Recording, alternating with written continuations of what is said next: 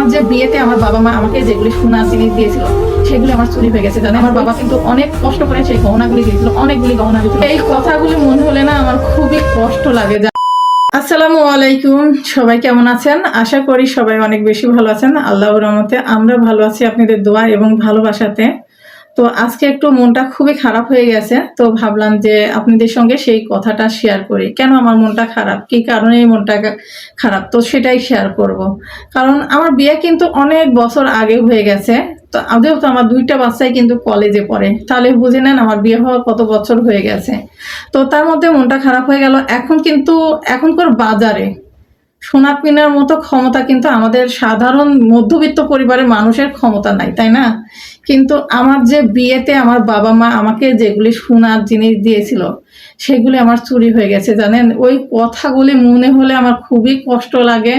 আবার আমার বাবা মা এত কষ্ট করে যে জিনিসগুলি দিয়েছিল, আমার বাবা মাও যে খুব ধনী ফ্যামিলির মানুষ তা না, তারাও মধ্যবিত্ত পরিবারের মানুষ। আমার বাবা কিন্তু অনেক কষ্ট করে সেই গহনাগুলি দিয়েছিল, অনেকগুলি গহনা দিয়েছিল। তখনকার বাজারে 3 ভরি গহনা মানে কতগুলি আপনারা ভাবেন। আর এখন আমাদের মতো মধ্যবিত্ত পরিবারের মানুষের ক্ষমতা নেই 1 ভরি সোনা কেনা। কিন্তু সেই কথাগুলি মনে হলে না আমার খুবই কষ্ট লাগে। জানেন, যে আমার একটা তো মেয়ে আছে, তাই না? সেই মেয়ের জন্য তো অন্তপক্ষে আমি আমার নিজেরগুলি দিয়ে তাক দিতে পারতাম, কিন্তু সেই ক্ষমতাটা তো এখন নাই। তারপরেও আপনাদের ভাইয়া যতটুক সম্ভব সে তার সাধ্যের মধ্যে আমাকে দিয়েছে যে আমি ব্যবহার করব, সেটুকু দিয়েছে। তার যতটুকু সামর্থ্য ছিল সে দিয়েছে। কিন্তু তারপরেও বাবার কষ্ট করে দেওয়া জিনিসের কথা মনে হলে এখনো বুকটা মধ্যে কষ্ট লাগে, কান্না আসে, খুবই খারাপ লাগে। এখনো মনে হলে খুব কষ্টে মনে হয় বুকটা ফাটে আসে। জানেন, যে আমি তখন আমার আব্বা যখন আমাকে গহনাটা দিছিল তখন কিন্তু 7,600 টাকা ভরি দিয়েছিল, আর কোথায় এখন 1.5 লাখ টাকা ভরি, আপনারা ভাবেন। তো আমার খুব কষ্ট লাগে। তো ভাবলাম যে আপনাদের সঙ্গে শেয়ার করি আমার বিয়ের মধ্যে কিভাবে গহনাগুলি চুরি হলো, কিভাবে কি হলো, আপনাদের সাথে শেয়ার করব। অবশ্যই আপনারা যদি জানতে চান অবশ্যই কমেন্টে জানাবেন। আপনাদের সঙ্গে পুরো ডিটেলসটা আমি শেয়ার করব কিভাবে আমার গহনাগুলি চুরি হলো। আর সেই গহনার জন্য আমি এখনো এত কষ্ট পাই। আমার বাবা মার কাছে আমি এখনো এরকম ভাবে সেই গহনা পরে যাইতে পারি না। আমার আব্বার খুব শখ যে মেয়েকে বিয়ে দিয়ে পাঠাই দিলাম, কিন্তু মেয়ে গহনা পরে আমার বাসায় আর ঘুরে আসতে পারলো না। তার কষ্টটা দেখলে এখনো কষ্ট লাগে। জানেন, আমার আব্বা অনেক অসুস্থ ছিল, সেই অসুস্থ অবস্থায় আমাকে কতগুলি গহনা দিছিল, মনে হলে খুব খারাপ লাগে। কি করব বলেন? কিন্তু ভাগ্যে হয়তো বা আল্লাহ রেখেছিল না, আমার শখটা পূরণ করতে আমি পারি নাই। কিন্তু খুবই কষ্ট লাগে। মানে যতই বলেন বাবা মার কষ্টের জিনিসগুলি সেগুলি নিজে যে ব্যবহার করতে পারিনি, তাদেরকে দেখাতে পারলাম না। আমি ব্যবহার করি আর না করি, যদি আমার কাছে থাকতো তাহলে আমার খুব ভালো লাগতো। জানেন, কিন্তু সেই জিনিসটা কিন্তু আমি করতে পারি না, আমার খুবই খারাপ লাগে। তো কিছু করার নেই। তো চেষ্টা করব যে আমাদের ক্ষমতা নাই। আমার বাবা আমাকে যতগুলি গহনা দিয়েছিল ততগুলি আমার ক্ষমতা নাই যে আমার মেয়েকে দিতে পারবো। কারণ ওই যে আমরা মধ্যবিত্ত ফ্যামিলির মানুষ। আর এখন যদি হতো সেই সময়ের যুগটা যদি হতো হয়তো বা পারতাম। এখন যে যুগ, আমাদের পক্ষে সম্ভব না এতগুলি টাকা দিয়ে গহনা কিনে মেয়েকে দিয়া। আর এখনকার বাজারে সব কিছুর কেমন দাম আপনারা কিন্তু সবাই জানেন। কিন্তু যাদের বাবা মারা কষ্ট করে দেয় বিয়েতে মেয়েকে সাজায় দেয়, যখন মেয়ে এরকম গহনাগাটি পরে সাজায়, শ্বশুর বাড়িতে পাঠায়, শ্বশুর বাড়ি থেকে মেয়ে সাজে গুজে আসবে, বাবা মার দেখতে ভালো লাগে। তাদের মনটা কিন্তু যত কষ্টই লাগুক না কেন, যে কষ্ট করে দিয়েছে জিনিসটা মেয়ে পরে আসবে, পরে বেড়াবে, তাদের কাছে খুবই ভালো লাগে। জানেন, কিন্তু তাদের শখটা আমি রাখতে পারি নাই, চোর আমার কপাল থেকে সেটা খাইয়ে নিয়েছে। আমার খুবই খারাপ লাগে।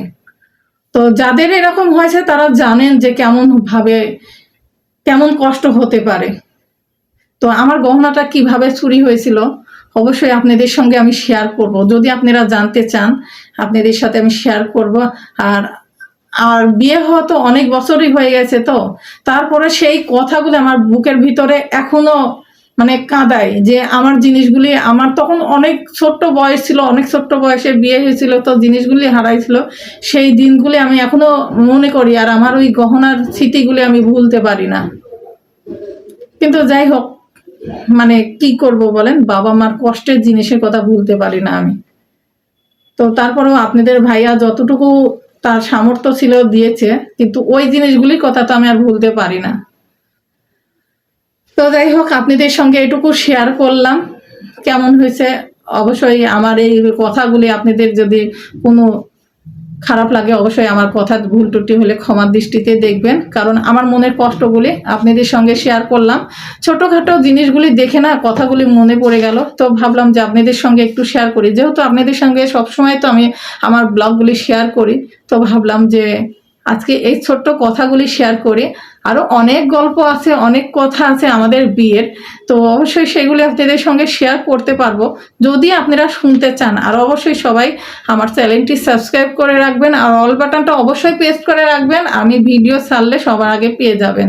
আর সবাই বেশি বেশি করে লাইক কমেন্ট করবেন। আপনাদের কাছে কেমন লেগে গেল আজকের এই গল্পটা অবশ্যই জানাবেন। আর আমার কিন্তু অনেক কষ্ট লাগে জানেন, কষ্টে যে কি যে হয় সেটা আপনাদেরকে বলার মতো না, কারণ আমি কথাটা বলছি অনেক শক্তভাবে কথাগুলি বলছি, কিন্তু আমার বুকটার মধ্যে অনেক কান্না আসতেছে, অনেক কষ্ট লাগতেছে, আমার কষ্টটা বুঝাইতে পারছি না আপনাদেরকে। যাই হোক, আমার এই কথা শুনলেন ধৈর্য ধরে যারা, তাদেরকে অসংখ্য অসংখ্য ধন্যবাদ। তো আমাদের সঙ্গে থাকুন আর দেখুন আমি আজকে কি রান্নাবাড়ি করলাম, তো সেটাই আপনাদের সঙ্গে একটু শেয়ার করব। আর ভিডিওটা অবশ্যই লাইক করবেন এবং কমেন্ট করে জানাবেন, চ্যানেলটা অবশ্যই সাবস্ক্রাইব করে পাশে থাকবেন। যেহেতু আমরা মধ্যবিত্ত পরিবারের মানুষ, একটু চেষ্টা করি কিছু একটা করি। আমি তো সবসময় ঘরেই বসে থাকি, আমাদের ইনকাম করার মতো মানুষ একজনাই, সে একটা মানুষের উপর আমার 2টা বাচ্চার লেখাপড়া, আমার সংসার চালানো, ভাড়া, বাসায় থাকা তো মুখের কথা না। যারা এই এখনকার বাজারে আছেন তারা কিন্তু সবাই জানেন। তো তারপরেও সবাই আমার বাচ্চাদের জন্য দোয়া করবেন, আমার স্বামীর জন্য সবাই দোয়া করবেন। সে অনেক কষ্ট করে তার বাচ্চাদেরকে বড় করতেছে। আমি তো সামান্য ঘরের মধ্যে যতটুকু সীমাবদ্ধতা কাজ আছে সেটুকুই করি, বাইরের জগৎ সম্পর্কে তো আমি তো আর কিছু বুঝি না, তাই না? তো চেষ্টা করি ঘরে বসে থেকে আপনাদের মাঝে এই যে ভিডিওগুলি শেয়ার করি। আপনারা এত এত ভালোবাসেন, কমেন্ট করেন, তো আপনাদের ভালো কমেন্টগুলি আমার খুবই ভালো লাগে। সবাই আমাকে সাপোর্ট করেন, এটার জন্য আমার খুব ভালো লাগে। তো সবাই সাপোর্ট করবেন, পাশেই থাকবেন। তো দেখতে থাকুন আজকে সংসারের জন্য কি টুকিটাকি এই গরিবের রান্না সেটাই শেয়ার করি। এই তো শুক্রবারের দিনে আপনাদের ভাইয়া বাজার থেকে মাছ কিনে নিয়ে আসছিল, এই ভিডিওটা আপনাদের সঙ্গে শেয়ার করা হয়নি, তো ভাবলাম সেটা আপনাদের সঙ্গে শেয়ার করে ফেলি। আর যেহেতু এই যে মাছ নিয়ে আসছে, তো এগুলি কেটে ধুয়ে ফ্রিজে রেখে দিলে কয়দিন ধরে আর আমাকে মাছ কাটাকাটির ঝামেলাটা বহাইতে হবে না। আর এদিকে বড় সিলভার কাপ মাছটা নিয়ে আসছিল, সেটাও কেটে ধুয়ে আমি ফ্রিজে ঢুকাই নিয়ে এসেছি। আর এখানে করলা আলু দিয়ে মাছের চচ্চড়ি করতেছি। আর এটা কিন্তু নওগাঁর মানুষ বেশিরভাগই এই করলা আলুর চচ্চড়ি দিয়ে মাছ রান্না করে, বেশ সুন্দর লাগে। আর যেহেতু মাটির চুলায় রান্না করে, যেহেতু আমাদের কাছে মাটির চুলা নাই, কি করার আছে বলেন, আমরা গ্যাসের চুলাতে কিংবা আবার কারেন্টের চুলাতে রান্না করতে হয়। এই তো রান্না কিন্তু হয়ে গেছে, আর কি সুন্দর ফ্লেভার হয়েছে জানেন না, দুর্দান্ত হয়েছিল, খেতেও দুর্দান্ত হয়েছিল। আর এই তো রান্না করে ফেললাম। আর এদিকে ডাল বড়া ভেজে নিচ্ছিলাম সন্ধ্যার সময়, চায়ের সঙ্গে খেতে কিন্তু দারুণ লাগে, চা মুড়ির সঙ্গে খেতে অনেক ভালো লাগে। তো ভাবলাম যে ভেজে নিই বাচ্চাদের সঙ্গে করে। সন্ধ্যার সময় এই তো চা খাওয়ার জন্য চা করতে চলে আসলাম। আর এখানে কিন্তু মেয়ে ক্যারামেল চা করলো, তো সেটাই আপনাদের সঙ্গে শেয়ার করে ফেললাম। আর মেয়ে কিন্তু ক্যারামেল চাটা অনেক সুন্দর করে বানায়, খেতে দুর্দান্ত হয়। আপনারা বাসায় কিন্তু ক্যারামেল দুধ চা করে খেয়ে দেখতে পারেন, খুবই ভালো লাগবে। আর যদি ভালো লেগে থাকে অবশ্যই ইউটিউব চ্যানেলটি সাবস্ক্রাইব করবেন। যাই হোক, আজকে সারাদিনের ব্লগটা কেমন লাগলো অবশ্যই কমেন্ট করে জানাবেন, ভালো লাগলে পাশে থাকবেন, সাপোর্ট করে যাবেন। এখনকার মতো বিদায় নিচ্ছি, আল্লাহ হাফেজ।